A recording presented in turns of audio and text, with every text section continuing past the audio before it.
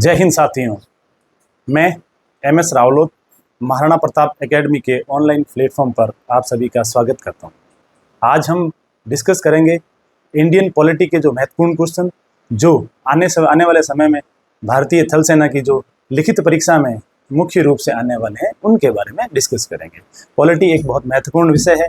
इसके अंदर से आपके 3 से 4 क्वेश्चंस तक आते हैं और जिसको हम अपने इन मल्टीपल चॉइस क्वेश्चंस के द्वारा कवर करेंगे और इनसे बाहर जाने की संभावनाएं बहुत कम है। इसी के साथ ज़्यादा समय खराब नहीं करते हुए मैं अपने टॉपिक को शुरू करता हूं और इसी के साथ पहला क्वेश्चन से शुरू करते हैं हम। और अपना पहला क्वेश्चन है, भारतीय संविधान सभा का गठन किस योजना के तहत हुआ था? क्या पूछा है? योजना। क्या पूछा गया है? योजना।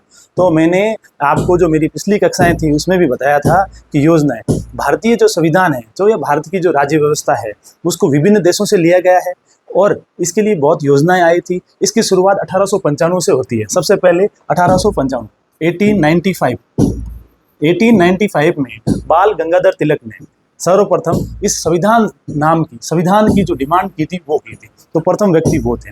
लेकिन इसने पूछा है योजना। तो योजना से मतलब होता है माउंटबेटन योजना। ये 1948 में आती है और ये स्वतंत्रता के बाद के, तो इससे कोई मतलब है नहीं। उसके बाद में आता Cripps mission. Sir Stafford Cripps एक ब्रिटेन के, इंग्लैंड के एक कैबिनेट मंत्री थे।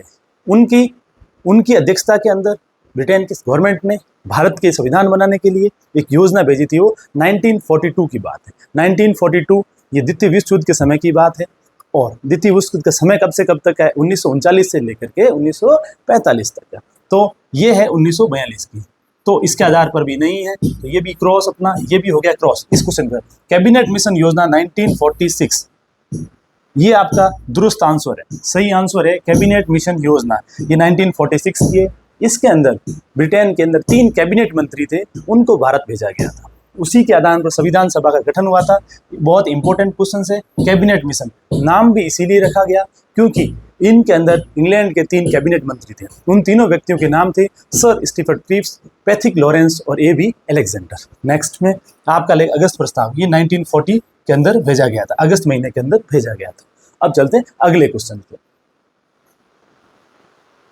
इसी के साथ अगला क्वेश्चन आता है हमारा, संविधान सभा के अस्थायी अध्यक्ष कौन थे? संविधान सभा के अस्थायी अध्यक्ष। क्वेश्चंस 2 तरीके के आते हैं संविधान सभा के अध्यक्ष से संबंधित, एक स्थायी और एक अस्थायी अध्यक्ष। लेकिन आपको हमेशा इस तरह का भी क्वेश्चंस आता है, स्थायी अध्यक्ष, अस्थायी अध्यक्ष, यस नो, तो उसको हाईलाइट करना है। क्वेश्चन पूछा क्या है? अस्थायी अध्यक्ष। तो मैं आपको बताना चाहूँगा संविधान सभा के जो गठन हुआ था संविधान सभा का, वो हुआ था आपका 6 दिसंबर 1946। उसके 3 दिन बाद 9 दिसंबर 1946, ये डेट्स आपको थोड़ा याद रखना है। उसके बाद आपकी हो गई थी 11 दिसंबर 1946। उसके बाद में आपकी 13 दिसंबर 1946। ये इंपॉर्टेंट डेट्स। सबसे पहले तो संविधान सभा के अस्थायी अध्यक्ष पूछा, तो हम इसमें और ज़्यादा क्वेश्चंस पहुंचने की कोशिश करते हैं, रीच पहुंचाएंगे लंबी। तो 6 अगस्त 1946 को गठन होता है। क्या होता है? संविधान सभा का गठन। क्या हुआ था? गठन। उसके बाद हम चलते हैं, ये संविधान सभा की प्रथम बैठक,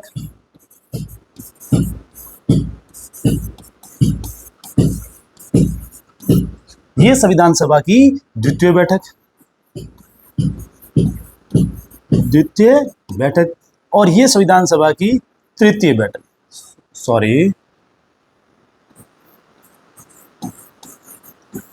तृतीय बैठक।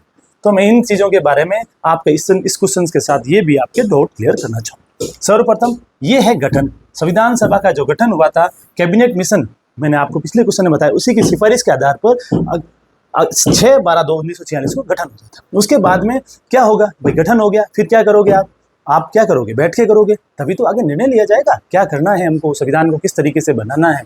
इसलिए तो बैठकों का दौर शुरू हुआ। उस बैठकों की दौर के अंदर सबसे पहले संविधान सभा की पहली बैठक 9/12/1946 को हुई। इसके अंदर क्या है? अस्थायी अध्यक्ष की नियुक्ति हुई। जो आप बोल रहे थे, इसके अंदर क्या किया गया था? अस्थायी अध्यक्ष, जिसका क्वेश्चन पूछा गया है।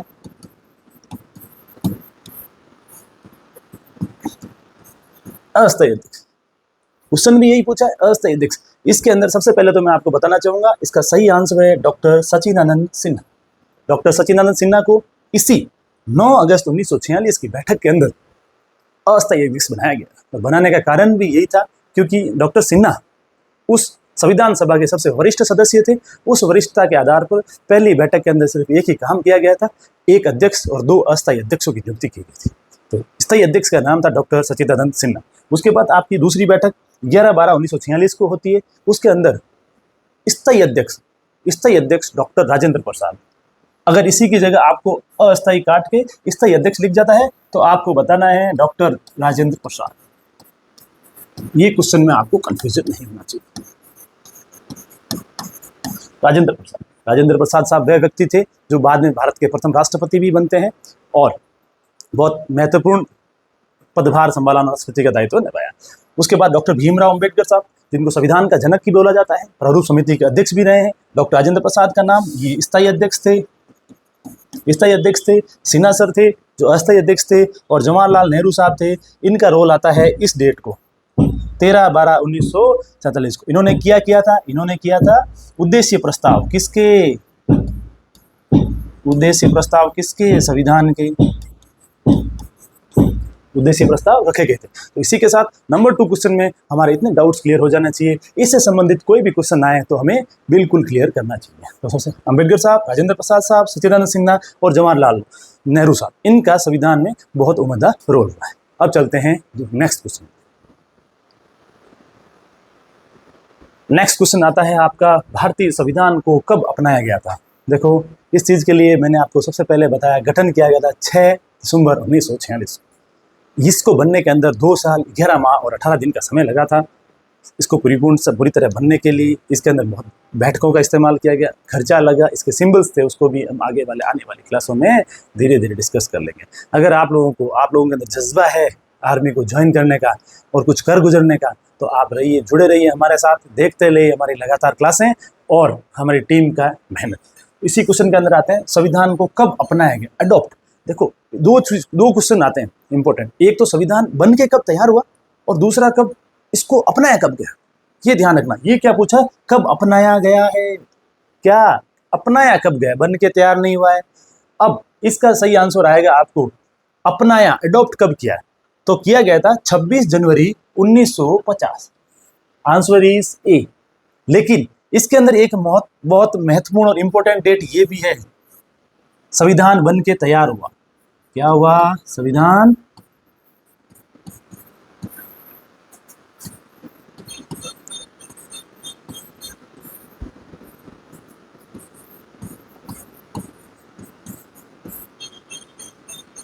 कारण ये था, संविधान बन के 26 नवंबर 1949 को तैयार हो गया था। लेकिन उस समय जो भारत की जो संविधान सभा थी, वो उनके द्वारा निर्णय लिया गया कि हमने अपना पूर्ण स्वतंत्रता जवाहरलाल नेहरू की अध्यक्षता में 1930 के अंदर मना लिया था। उसी को ध्यान रखते हुए उस दिन को यादगार करने के लिए 26 जनवरी को मनाया जाता है। 26 जनवरी को यह मेमोरेबल बनाने के लिए हमने 26 जनवरी 2 महीने का इंतजार किया। कुछ संविधान के अनुच्छेद थे, उनको हमने अडॉप्ट कर लिया था और उस दिन के बाद में हम मनाया जाता है। इसलिए गणतंत्र, क्या बोलते हैं, गणतंत्र मतलब कि इसको आप एक चीज रखना, गणतंत्र दिवस कहाँ से लिया गया है, तो आपको समझना फ्रांस से। गणतंत्र हमारा कहाँ से, फ्रांस से। तो गणतंत्र दिवस के अंदर मुख्य अतिथि के रूप में भी ज़्यादातर जो जिस कंट्री के आते हैं, जो हमारे मुख्य अतिथि 26 जनवरी को जो दिल्ली में मनाया जाता है, वहाँ पर विदेशों के फ्रांस के बुलाने की प्राथमिकता जाती है। नेक्स्ट क्वेश्चन चलाते हैं।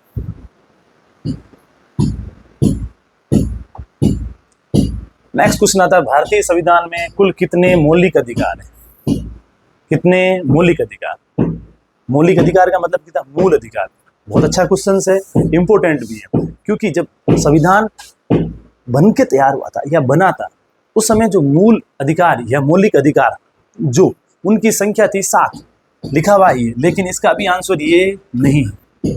अभी वर्तमान के अंदर इसने क्या, संविधान में कुल कितने मौलिक अधिकार हैं, यही पूछ रहा होता कि जब संविधान लागू हुआ था या मूल संविधान में कितने थे, तो 7 थे। अभी कितने हैं, तो 6 हैं। इसका मूल अधिकार है 6। 7वां, ये छठा -1 कौन सा किया गया है, तो क्वेश्चन आता है तो संपत्ति का अधिकार। संपत्ति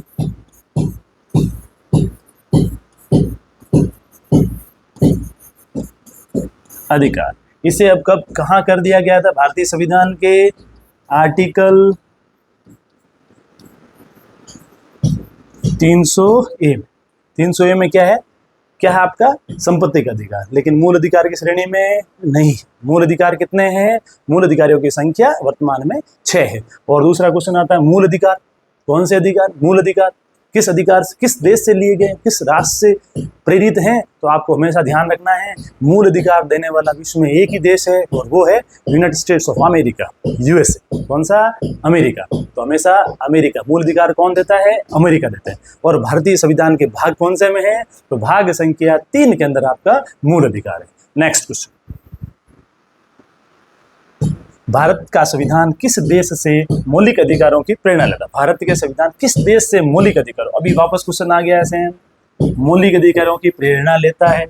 तो मुझे आप ये बताओ कि विश्व में ऐसा कौन सा देश है जो अपने नागरिकों को मूल अधिकार देता है? तो ये तो आपको मैं पहले ही बता चुका हूँ और बहुत इजी क्वेश्चन है, स्तर बहुत कम है और मूल अधिकारों की श्रेणी है अमेरिका, यूएसए। लेकिन क्वेश्चन आता है मूल अधिकार। मूल अधिकार दिए अमेरिका ने। आर्टिकल संख्या है 12 से 35 में मूल अधिकारों का भाग है 3। कितने? भाग संख्या 3। भाग संख्या 3 के अंदर। ठीक। नेक्स्ट क्वेश्चन, मौलिक कर्तव्यों की संख्या कितनी है? मौलिक कर्तव्य देखो, सबसे पहले भारतीय संविधान के अंदर की भारत की जो भागों के अंदर दे रखा है नागरिकता, फिर नागरिकता दे दी उन लोगों को, सॉरी क्षेत्र आ गया, कौन सा क्षेत्र, फिर उसके नागरिकता दे दी भाग 2 के अंदर। भाग 3 के अंदर उनके नागरिकों को मौलिक अधिकार, मूल कर्तव्य दी जो हमने अमेरिका से लिए थे, मूल कर्तव्य भी दे दी गए। फिर क्या है? DPSP, director principle state policies, नीति निर्देशक तत्व। कौन से तत्व? नीति के निर्देशक तत्व, राज्यों का क्या कर्तव्य होगा नागरिकों के प्रति, वो दिया गया। वो हमने लिया था कहाँ से? आयरलैंड से प्रेरित। उसके बाद के अंदर भाग 4A जो बाद में जोड़ा गया था, उस 42 संविधान संशोधन के द्वारा जोड़ा गया था, जिसके अंदर मूल कर्तव्य है देश के नागरिकों के। तो उस समय कितने थे? 8 थे और वर्तमान में 11 है। क्वेश्चन पूछा किस से प्रेरित, कितनी संख्या है, कितनी है, अभी कितनी है? इसने बोला कभी कितनी है, तो मैंने क्या बोला? अभी है। आंसर है इसका 11। लेकिन जब मूल संविधान में जोड़ा गया था उस टाइम में कितनी थी? 8 थी। किससे जोड़ा गया है? तो 42nd कॉन्स्टिट्यूशन अमेंडमेंट, ये है 1976, 1976 की बात। और ये जोड़े गए थे, लिए किससे गए हैं? किससे लिए गए हैं? रूस से लिए गए हैं। मूल संविधान में कितने थे? मूल संविधान में था ही नहीं, बाद में जोड़ा गया है। लेकिन जोड़े गए थे तब कितने? उस समय 8 थे, मूल संविधान में नहीं थे, बाद में जोड़े गए। ये भी क्वेश्चन से बनता, ध्यान रखना, समझे? चलो नेक्स्ट, भारतीय संविधान में मौलिक कर्तव्यों को किस संशोधन द्वारा, वापस क्वेश्चन आ गया है, मौलिक कर्तव्य और किस संशोधन द्वारा? तो मैं आपसे ही पूछूंगा और बता रखा है कि किस संशोधन के द्वारा। क्वेश्चंस में एक प्रोबेबिलिटी देखना, अगर आपके आर्मी के लेवल के अंदर कोई क्वेश्चन आता है और संविधान संशोधन से आता है और आपको पता भी नहीं है और अभी तक ये क्लियर नहीं हुआ है कि आपके नेगेटिव मार्किंग होगी या नहीं होगी, जो भी आता है, और मोस्ट प्रोबेबली आपको अटैकिंग खेलना है और करना है क्वेश्चंस के अंदर, तो उस स्थिति के अंदर आपको 42 संविधान संशोधन याद करना ही करना है। क्या क्या हुआ था और उसको क्या बोलते हैं? 42 संविधान संशोधन को भारतीय संविधान का क्या बोलते हैं? मिनी संविधान, लघु संविधान। इसके अंदर मुख्य चीजें बहुत हुई थी, मैं इसको आपको आगे विस्तृत में बता दूंगा। अभी के लिए आपका क्वेश्चन का सही आंसर आता है 42वां संविधान संशोधन, और ये वर्ष है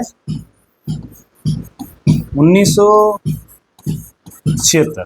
मौलिक कर्तव्य आपको बता दिया है, एक बार फिर रिवीजन कर लेते हैं। लिए किससे थे? रूस से। और इसके अंदर एक समिति थी जिसकी नाम था डॉक्टर सरवण सिंह समिति की सिफारिश के आधार पर जोड़े। चलते हैं नेक्स्ट क्वेश्चन। भारतीय संविधान का कौन सा भाग मूल अधिकारों से संबंधित है? भाग क्या पूछा है? भाग, और किसका? अधिकारों का। तो अधिकार देता कौन है? अमेरिका देता है।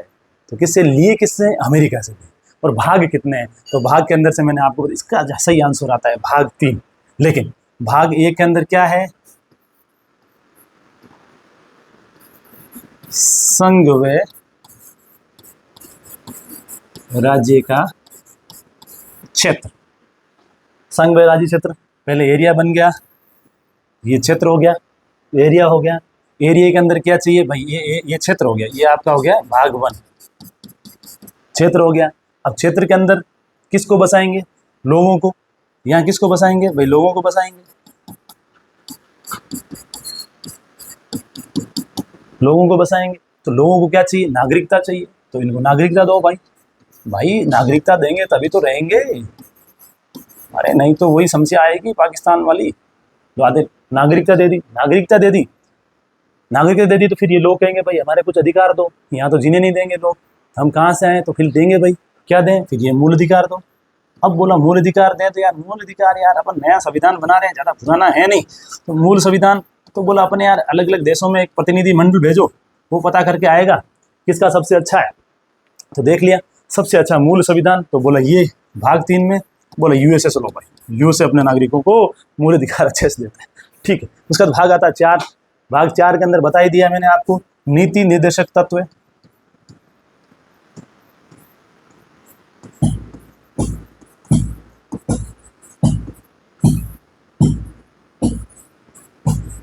नीति निर्देशक तत्व, नीति निर्देशक तत्व लिए किससे हैं, आयरलैंड से।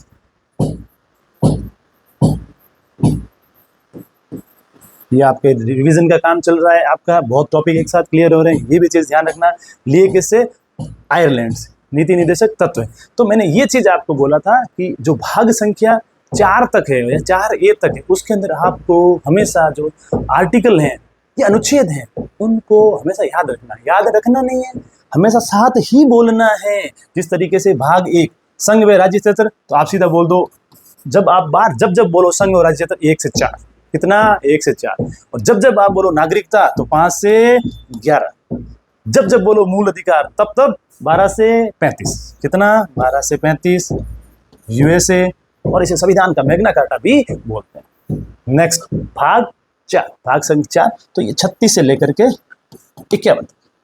कोई डाउट? Next question,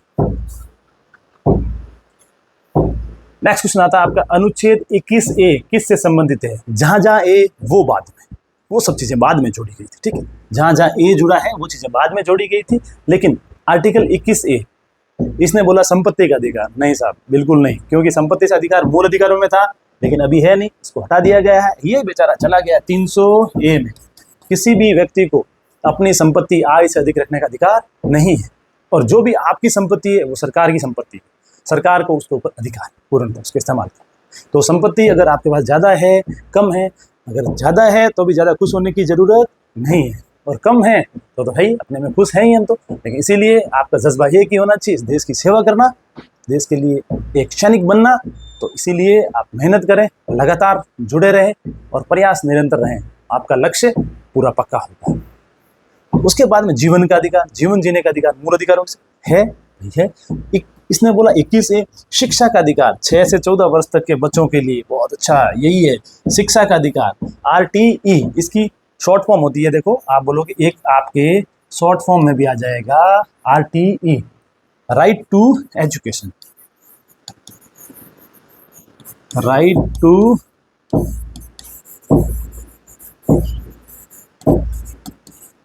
education. एक तो RT आप फुल फॉर्म के लिए तैयार कर लें, और इसके बाद में एक चीज और आती है, ये है 2009। RT जब जोड़ा जाता है 2009 के अंदर लागू हुआ था, RT के साथ 2009। और इसके अलावा एक चीज और आती है RTI, इसके अंदर ही बोलते हैं राइट टू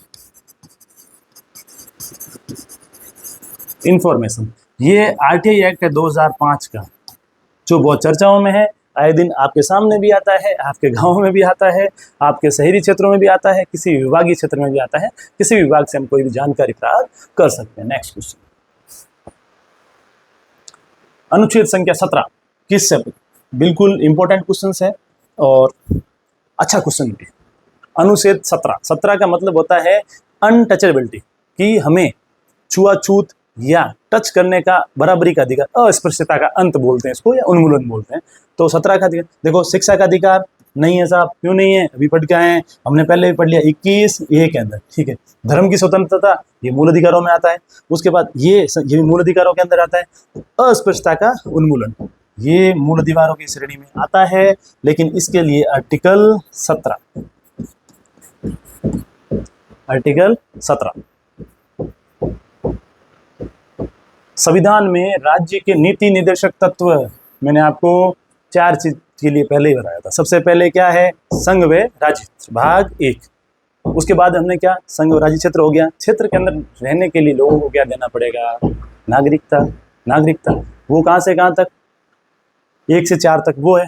भाग संख्या 2, 2 के अंदर क्या है? नागरिकता। नागरिकता कहाँ से? 5 से 11 तक। भाग संख्या 2, इसने बोला भाग संख्या 2, भाग संख्या 2 के अंदर हमने क्या पढ़ा था? क्या बोला था? 5 से 11 है क्या? नागरिकता। इसने क्या बोला? इसने बोला भाई नीति निर्देशक तत्व है, तो आंसर अपना ये तो है नहीं। भाग संख्या 4, भाग संख्या 4 मैंने आपको पहले ही बताया, इसके अंदर है डीपीएसपी, यही जो नीति निर्देशक तत्व बोलते हैं, director principle of state policy, ये है भाग संख्या। इसका आपका आंसर हो जाएगा भाग संख्या 4। और ये लिया गया कहाँ से है? आयरलैंड से। बहुतों बार क्वेश्चन आया, बहुतों बार मेरे सामने भी आया है, और इस क्वेश्चन को मैंने बहुत चेक भी किया। मैंने खुद ने भी 3 से 4 बार इस क्वेश्चन को बनाया हुआ है। इंपॉर्टेंट क्वेश्चन है, आप लिख सकते हैं इंपॉर्टेंट, यहाँ आप स्टार लगा लीजिए। वेरी वेरी इंपॉर्टेंट क्वेश्चन है नीति निर्देशक तत्व। अगर किसी राज्य से संबंधित, किसी देश से संबंधित प्रेरित से पूछा जाएगा तो ये क्वेश्चन बहुत इंपॉर्टेंट है, इसलिए लिख दीजिए। उसके बाद भाग 5, भाग 5 के अंदर हमने पढ़ा था, क्या पढ़ा याद है? भाग 5 में क्या पढ़ा था? भाग 5 राज्यों से संबंधित चीजें हैं। 4A के अंदर क्या? मौलिक कर्तव्य। 4A मौलिक कर्तव्य आपके लिए क्वेश्चन है, आप थंबनेल के अंदर लिखे भेजेंगे क्या है भाग 5 में क्या है। नेक्स्ट क्वेश्चन भाग 3, बहुत इंपॉर्टेंट। कौन से वाले? अमेरिका वाले। क्या? मूल अधिकार।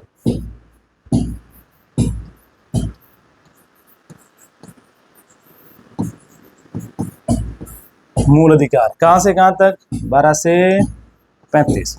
देता कौन है? यूएसए। आंसर हो गया आपका भाग 4। नेक्स्ट क्वेश्चन, भारत में राष्ट्रपति को हटाने की प्रक्रिया क्या कहलाती है? किसको हटाना है? राष्ट्रपति को। उसके लिए अलग से प्रक्रिया है, उस अलग से नाम दिया गया है। राष्ट्रपति से संबंधित एक चीज ध्यान रखना, आपको सिर्फ 2 ही क्वेश्चन से आपका सॉल्यूशन हो जाएगा। राष्ट्रपति के लिए एक शब्द बोला जाता है महामहिम। महामहिम राष्ट्रपति महोदय या महोदया बोला जाता है। तो यहाँ देखो, इसमें आप देख लो महा कहाँ लगा, वही आपका आंसर। ये क्लियर है? महामहिम, महाभियोग, ये महाभियोग की प्रक्रिया होती है, इसके द्वारा लाया जाता है। ये राज्यसभा और लोकसभा के अंदर अलग अलग दोनों में एक स्थायी बहुमत के द्वारा पारित होती है। त्याग पत्र राष्ट्रपति दे सकता है, लेकिन राष्ट्रपति हटाया नहीं जा। इसने क्या बोला? हटाने की प्रक्रिया पूछा है। त्याग पत्र दे सकता है, कोई भी दे सकता है, इंसान को अधिकार है। अपस्थ, राष्ट्रपति को पद से कोई अपद नहीं कर सकता, हटाएगा महाभियोग से, और दोनों सदन के अंदर वो पारित होगा और उस बहुमत के अनुसार पारित होगा, तब ही हटाया जा सकता है। नेक्स्ट अनुशंसा, अनुशंसा कर सकते हैं, लेकिन हटाया थोड़ी जाएगा। अनुशंसा की, एक सदन ने अनुशंसा की, दूसरे में नहीं हुआ, पारित ही नहीं हुआ। अनुशंसा करने को पारित नहीं हो जाता, तो ये भी नहीं है। सही आंसर महाभियोग, महाभियोग। नेक्स्ट, राज्यसभा के सदस्यों का कार्यकाल कितने वर्षों का? 2 क्वेश्चन बनते हैं भाई इसमें, इंपॉर्टेंट वाले, अच्छे वाले। एक तो सबसे पहले तो राज्यसभा, राज्यसभा क्या है? स्थायी सदन है भाई, इसका कोई कार्यकाल नहीं होता, स्थायी है, स्थायी सदन है, स्थायी सदन है। तो स्थायी सदन है तो भाई कार्यकाल कितना होगा? अरे स्थायी सदन है तो कार्यकाल होगा ही नहीं, वो कभी भंग ही नहीं हो सकती, तो कार्यकाल क्या होगा? स्थायी है, ठीक है। उच्च सदन है ये। अब तुम कहोगे सर उच्च कैसे हैं? इनका तो अप्रत्यक्ष चुनाव होता है, लेकिन ये प्रबुद्ध जनों का सदन है, ये नॉमिनेटेड सदन होता था, इसीलिए उच्च सदन बना गया। स्थायी सदन है, इसीलिए उच्च सदन है। अब देखो 4 वर्ष तो किसी का है ही नहीं, सबसे पहले इसी को कट करो। ऑप्शन में सामने लिखा है स्थायी, बिल्कुल सही लिखा है, स्थायी है, स्थायी। अगर यही बोला था राज्यसभा के सदस्यों का पूछ लिया है, यही क्वेश्चन होता है राज्यसभा का, इसको काट देते, राज्यसभा का कार्यकाल कितने वर्षों का होता है, तो आपका आंसर होता है ये राज्यसभा का। लेकिन क्वेश्चन पूछा राज्यसभा के सदस्यों का, तो कार्यकाल हो गया 6 वर्ष। कितने वर्ष? 6 वर्ष। नेक्स्ट क्वेश्चन, राज्यपाल को शपथ कौन दिलाता? किसको? राज्यपाल। किसको? राज्यपाल। देखो राज्यपाल को शपथ दिलाने का, राज्यपाल राज्य का, राज्य में अपॉइंटमेंट होता है, राष्ट्रपति के द्वारा अपॉइंट किया जाता है, ये पता है आपको। तो इससे पहले हमने ये देखा था कि भारत के राष्ट्रपति को शपथ कौन दिलाता है, तो राष्ट्रपति को शपथ कौन दिलाता है? CJI, chief justice of India, supreme court का जो महान्यायपति। उसके बाद राष्ट्रपति है कहाँ? आर्टिकल 52 के अंदर है, और उनके शपथ का स्पेशली प्रावधान है आर्टिकल 60 के। तो ये राष्ट्रपति को CJI, और भारत में एक चीज ध्यान रखना, अभी न्यू नियुक्त हुए हैं CJI BR गवई। क्या नाम है उनका? BR गवई साहब नव नियुक्त हुए हैं, तो उनका नाम भी आप नोट कर लीजिए। उसके बाद मुख्यमंत्री कोई लेना देना नहीं, पॉलिटिकल अपॉइंटमेंट है। एक संवैधानिक पद को कैसे शपथ दिला सकता है भाई? भाई राज्यपाल और राष्ट्रपति एक संवैधानिक पद है, उनको मुख्यमंत्री बिल्कुल भी नहीं। मुख्यमंत्री को शपथ दिलाता है कौन? राज्यपाल। तो उच्च न्यायालय का मुख्य न्यायाधीश, बिल्कुल सही साहब, आपका सही आंसर उच्च, इसको CJ बोलते हैं, चीफ जस्टिस, और जो भारत वाले को CJI बोलते हैं। संसद के तो अलग अलग भाग है, संसद का तो खुद ही कुछ नहीं, तो सही आंसर है ये। अभी हमने किए थे एक छोटा सा 15 क्वेश्चंस का रिवीजन किया था, काफी इंपॉर्टेंट थे। ये सीरीज अपनी कंटिन्यू रखेंगे, और भी अच्छे अच्छे क्वेश्चंस लेके आएंगे, स्टैटिक्स, GK और पॉलिटी, ज्योग्राफी, हिस्ट्री के इसी तरीके से, और आने वाले कुछ समय में आपका पूरा सिलेबस पूर्ण करा देंगे। धन्यवाद, थैंक यू, जय हिंद।